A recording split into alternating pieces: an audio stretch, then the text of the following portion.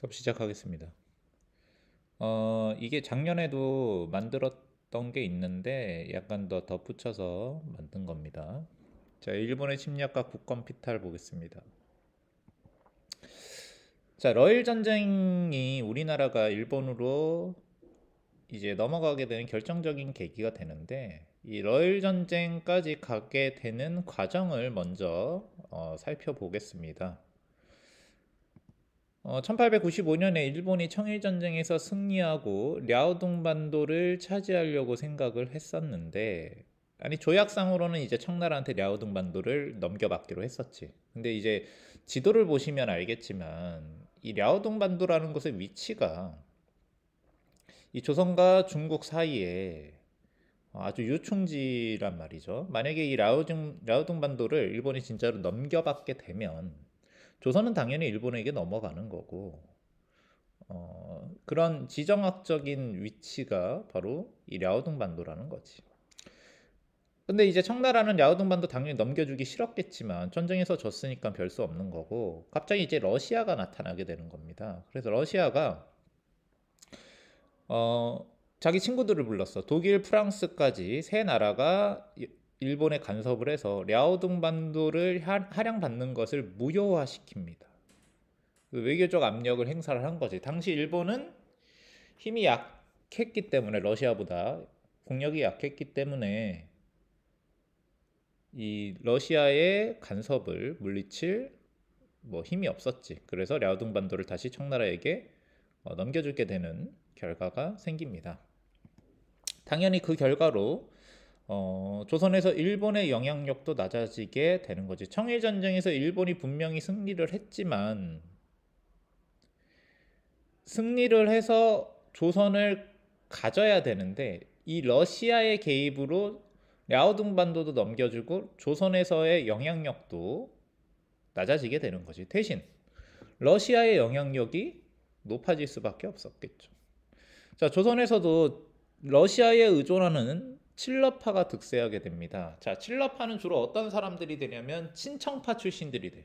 원래 청나라에 의존했었는데 청나라가 청일전쟁에서 패배했기 때문에 의존할 곳이 없었는데, 러시아가 개입하게 되니까 러시아와 붙어서 일본을 견제해야겠다라고 생각을 한 거죠. 대표적인 인물은 명성황후고요.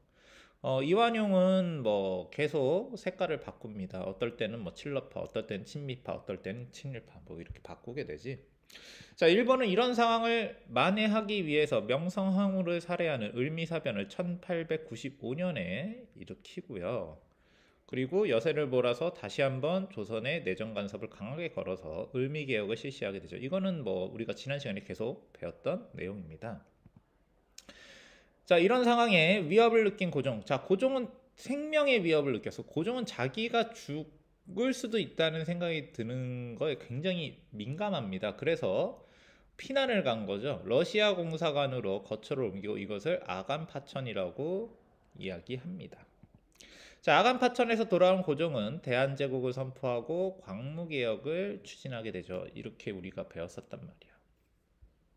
자, 이런 상황에서 이제 러일 전쟁이 터지게 됩니다. 자, 러일 전쟁 직전의 상황은 또 어땠느냐?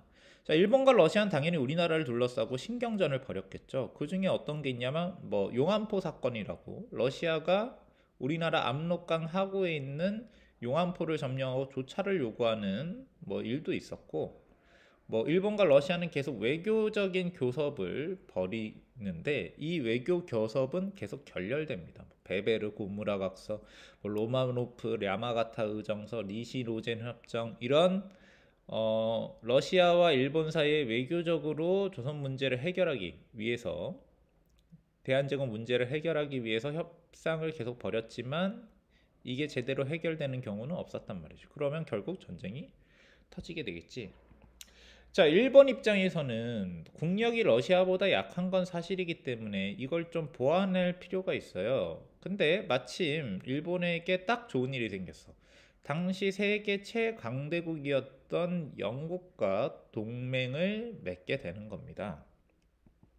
자, 영국은 왜 일본과 동맹을 맺었을까? 자, 영국도 우리가 저번에 거문도 사건을 보면 알듯이 러시아를 견제하고자 하는 목적이 있었단 말이에요.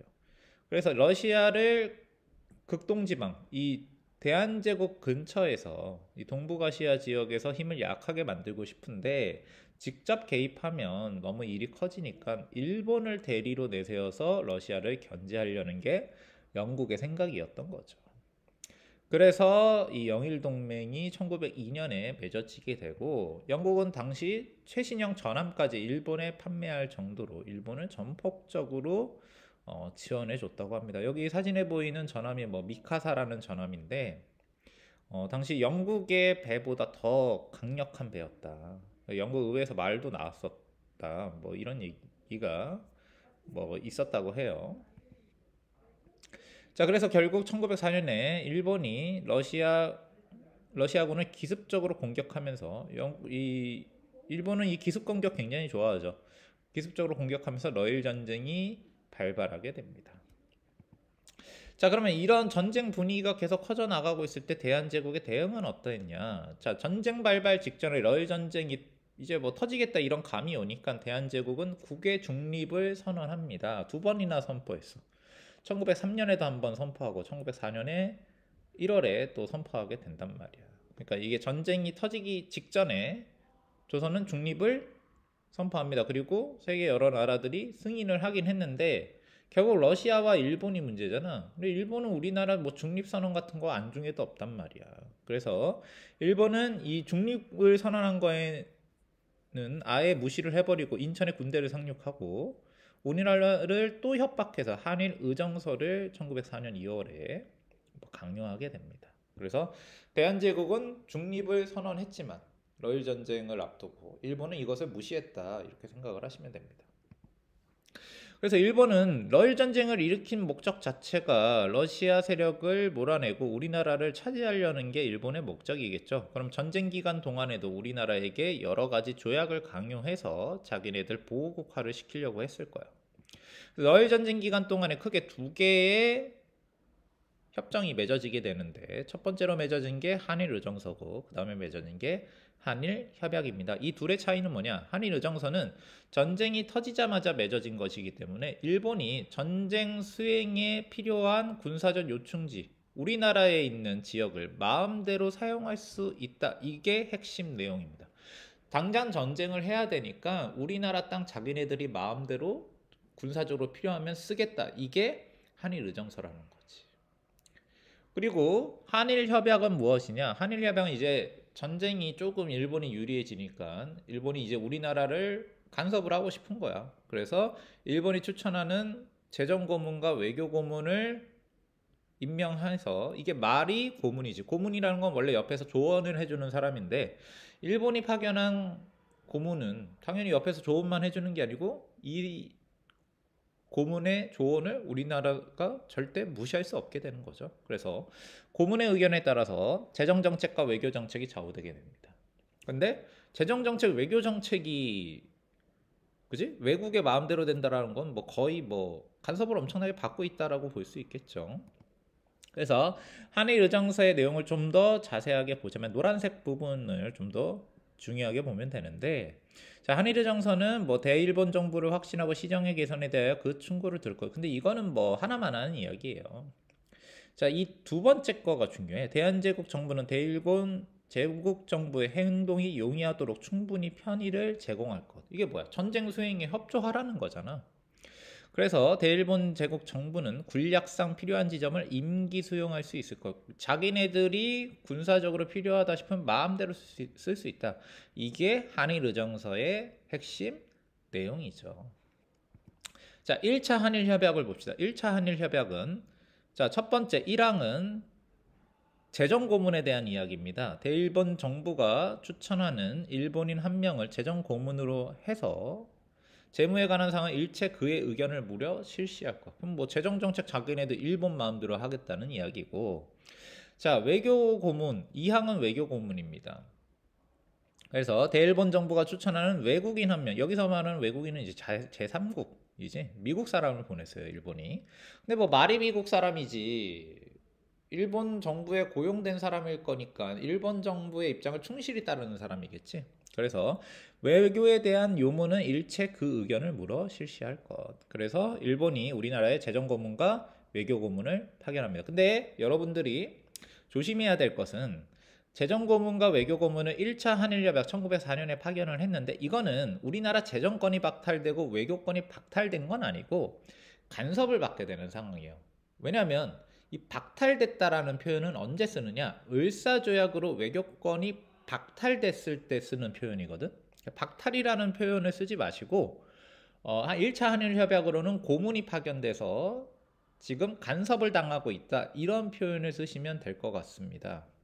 그래서 뭐 재정고문은 메가타 다네타로, 뭐 외교고문은 더럼 스티븐스. 메가타 다네타로는 이 재정고문의 권한을 사용해서 우리나라 화폐 개혁을 주도했던 사람이고, 외교고문 더럼 스티븐스 같은 경우에는 당연히 일본 쪽의 입장을 충실히 따랐기 때문에 나중에 장인환 전명훈 의사에게 샌프란시스코에서 사살당하죠.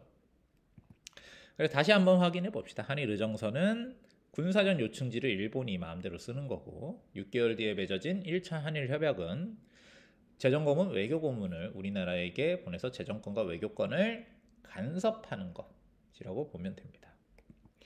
자, 이 러일 전쟁에서 일본이 승리하게 됩니다. 자, 일본이 러일 전쟁에서 승리하게 되니까 당연히 우리나라에 대한 지배권을 이제 자기네들이 행사하게 되는데, 자, 우선 일본은 육지에서 봉천 전투라는 아주 대전투를 벌여서 우위를 차지했어요. 뭐 완전 뭐 대승이다, 완벽하게 이겼다, 의견은 갈리는데 어쨌든 일본에서 자기네들이 필요한 목적은 달성했다고 합니다. 이 봉천 전투에서. 그래서 육지에서 승리를 했고, 또 바다에서 스시마해 전, 뭐 혹은 동해해 전, 뭐 이름도 굉장히 많은데 이 바다에서 러시아 함대와 일본 함대가 맞부딪힌 이 해전에서 아주 대승을 거뒀기, 이거는 뭐 이견의 여지가 없는 엄청난 승리를 거뒀기 때문에 일본이 러일 전쟁에서 승리할 수 있게 됐단 말이야. 그래서 일본은 어떻게 했느냐? 자, 미국, 영국, 러시아라는 이 강대국들과 협상을 벌여서 한국은 일본 땅이라는 것을 승인받게 됩니다. 일본이 그 전에 청일전쟁에서 승리해서 조선 자기 거다라고 생각을 했는데 강대국들, 러시아를 비롯한 뭐 독일, 프랑스 이런 나라들이 삼국 간섭을 벌이니까 갑자기 지배권이 확 없어졌잖아. 여기서 교훈을 얻은 거지. 그래서 미국, 영국, 러시아, 뭐 미국하고는 가스라테프트 미력을 맺어서 한국의 독점적 지배권을 인정한다. 조선 일본이 대한제국을 지배한다는 걸 미국에게 인정을 받고, 영국한테는 2차 영일 동맹을 맺어서 역시 한국 지배권을 인정받고, 러시아는 전쟁에서 승리했으니까 포츠머스 조약에서 일본이 한국을 지배한다는 것을 러시아에게도 인정을 받게 되는 거죠. 그래서 일본은 영국, 미국, 러시아라는 이 세계적인 강대국들에게 조선을 지배한다는 것을 인정받게 됩니다. 그래서 일본은 바로 우리나라의 을사조약을 강요하게 되는 거죠. 그래서 포츠머스 조약 이후 일본은 대한제국의 보호조약 체결을 강요하는데 이 을사조약 혹은 늑약은 외교권을 박탈하기 때문에 우리나라가 거의 독립국으로서 독립을 실질적으로 상실했다, 뭐 이렇게 얘기할 수 있어요. 그래서 을사오적을 앞세웠다고 하는데 을사오적이라는 사람은 요 5사람을 이야기합니다. 그래서 이 사람들은 당시 우리나라의 장관들이었는데 을사조약을 찬성한 사람들이죠. 이지용, 이근택, 이완용, 권준현, 박재선, 이들의 이름과 얼굴을 기억하시기 바랍니다. 자, 을사조약의 내용을 보면 우선 외교권이 박탈당합니다. 우리가 그 전에 외교고문을 파견한 1차 한일협약은 외교권을 간섭당한 거고 이건 외교권 자체가 없어지는 거예요. 그리고 일본은 외교권을 박탈한 다음에 우리나라 외교권을 대행하고 내정 간섭을 위해서 통감부라는 걸 설치하고 그 유명한 이토 히로부미를 초대 통감으로 임명하게 됩니다. 이토 히로부미가 누군지는 여러분들 다들 아실 겁니다. 안중근 의사에게 사살당한 사람이죠. 그래서 우리나라는 늑약이라고 부르는데 왜 늑약이라고 부르냐면 성립되지 않은 조약이라서 늑약이라고 불러요. 일본과 우리나라 사이의 의견이 다른데 일본은 을사조약이 조약으로서 성립했지만 나중에 한국이 독립하면서 무효가 됐다, 유효했던 시기도 있었다라고 일본은 주장하는 거고 우리나라는 애초에 성립도 안 됐다라고 주장을 합니다. 자, 그래서 1, 2, 3번은 우리나라의 주장이죠. 을사늑약이 왜 불법적인 조약이고 성립이 안 됐느냐? 조약이 아닌 협약이다. 자, 두 번째, 고종의 위임과 비준이 없다. 왜냐하면 당시 우리나라는 대한제국 시절이고 대한국 국제를 보시면 외국과의 조약을 맺는 권한은 대한국 황제에게 있는데 대한국 황제는 고종이 끝까지 거부했기 때문에 이건 성립이 안 됐다. 그리고 3번, 외국에서는 3번을 아주 중요하게 보죠. 강제로 체결됐으니까 경복궁을 군대로 포위하고 무력으로 위협해서 맺은 조약이기 때문에 이것은 뭐 우리나라뿐만 아니고 뭐 프랑스, 미국 1906년이에요 벌써. 뭐 우리나라가 독립해서 뭐 어쩌고저쩌고 얘기를 해서 여론전을 펼쳐서 이런 얘기가 나오는 게 아니고 이미 을사조약이라는 건 굉장히 불법적인 조약이라는 게 뭐 세계 각국에서 이야기하는 거지. 그래서 우리나라는 애초에 성립도 안 한 조약이다라고 이야기를 하는 겁니다. 당연히 고종도 이 을사늑약의 불법성을 알리기 위해서 노력을 했어. 그렇다면 고종이 끝까지 찬성을 안 했다라는 건 뭐 명확한 거지. 그래서 고종은 미국의 헐버트, 자기가 친한 미국인이었습니다. 미국의 헐버트를 특사로 파견해서 독립을 호소하지만 미국의 반응은 당연히 냉담하지. 가스라 테프트 밀약을 맺어서 일본이 대한제국을 지배한다는 걸 인정한 상태인데 뭐 헐버트 보내도 소용이 없었겠죠.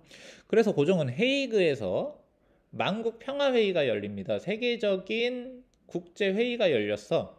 여기에 원래 우리나라는 외교권이 박탈당했기 때문에 여기에 특사도 못 보내지만 어떻게든 특사를 보내서 그래서 밀사를 헤이그 밀사라고도 부르지. 헤이그 밀사를 보내서 을사늑약의 불법성을 알리기 위해서 노력했다고 합니다. 하지만 뭐 열심히 노력했어요. 가서 뭐 일을 안 한 건 아니야. 열심히 해서 막 가서 막 죽기도 하고 막 그랬는데 결국 목적을 달성하지는 못했지. 자, 일본은 이 헤이그 밀사 사건, 헤이그 특사 파견을 구실로 해서 고종을 강제 퇴위시키고 을사조약 이후에 또 후속조약 한일 신협약 혹은 정미 7조약을 맺게 됩니다.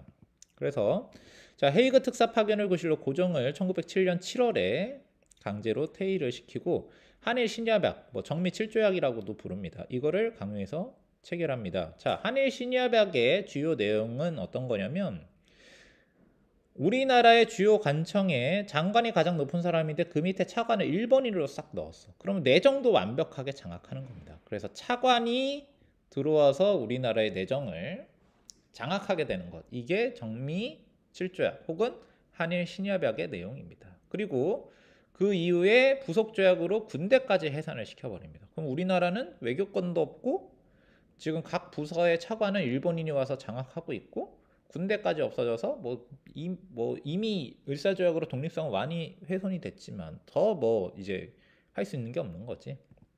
그리고 일본이 이제 1909년과 10년에 사법권도 박탈하고 경찰권도 박탈하게 됩니다. 뭐 국가로서 이제 기능할 수 있는 게 거의 안 남은 거죠. 이 껍데기만 남은 나라를 경찰권을 박탈한 지 2달 뒤에 한일 병합조약으로 일본이 호로록 잡아먹게 되는 겁니다. 그래서 이런 반대 의견을 억누르기 위해서 뭐 신문지법, 보안법, 학회령, 출판법 뭐 이런 것들도 제정을 하는 거죠. 자, 이런 법들은 이제 일본이 우리나라를 침략을 하니까 당연히 신문지에서 신문 쓰는 사람들이 신문에서 언론에서 반대하고 뭐 시위도 벌이고 뭐 이렇게 여론이 안 좋았을 거냐 이런 것들을 억누르기 위한 법들을 만드는 겁니다. 반대로 얘기하면 이런 법들이 필요했다라는 거는 당시 우리나라 사람들이 일본의 지배를 받는 거에 대해서 반대가 많았으니까 이런 법들을 만들겠죠. 인터넷 같은 데 보면은 뭐 우리나라 사람들이 뭐 일본의 지배에 뭐 저항하지 않았다. 별로 저항 안 했다. 한일 병합 할 때 어디서 뭐 시위 폭동 이런 거 일어난 거 본 적 있냐 뭐 이런 식으로 얘기하는 사람이 있는데 이미 을사조약 때 우리나라는 망한 거나 다름없기 때문에 그 사이에 계속 항쟁을 했고 일본은 그걸 계속 억눌렀단 말이야. 그러니까 나중에 1910년 8월 22일에 국권 필탈된 거는 껍데기만 남은 나라가 그냥 넘어간 거나 다름없어요. 결정도 도장만 찍은 거야. 그 전에 이미 나라는 다 넘어갔습니다. 근데 그 사이에 저항을 열심히 했잖아. 그죠? 저항을 안 했다고 이날 그냥 도장만 딱 찍은 거는 거의 이제 체념 상태인 거지. 반대하고 그리고 다 억눌렸기 때문에 반대하던 사람들은 다 해외로 나가고, 그죠? 지하로 숨고 법으로 다 이렇게 잡아갔을 거 아니에요. 다 구치소에 있었겠지, 반대하는 사람들은. 그래서 이렇게 됩니다. 자, 그리고 국권 피탈 이 한일 병합 조약도 역시 우리는 성립을 안 했다. 비준을 안 받아 순종이 여기 뭐 비준을 안 했다고 하고, 그리고 역시 결정적으로 강제로 체결됐기 때문에 조약으로서 인정이 아예 성립이 안 됐다라는 게 우리나라 입장이고, 일본은 뭐 계속 얘기하지. 이거는 성립했지만 독립하면서 무효가 된 거야, 이렇게 얘기를 합니다. 이런 과정을 거쳐서 우리나라가 여러 가지 영일 이 과정을 거쳐서 오늘 배웠던 부분들을 한번 확인하시기 바라고, 좀 더 요약을 하자면 이렇게 볼 수 있겠죠. 한일 의정서부터 한일 병합 조약까지 우리나라가 일본에게 국권을 피탈당하면서 맺었던 여러 조약들 중에 좀 중요하다 싶은 것들 간단하게 요약했습니다. 여기까지 하겠습니다.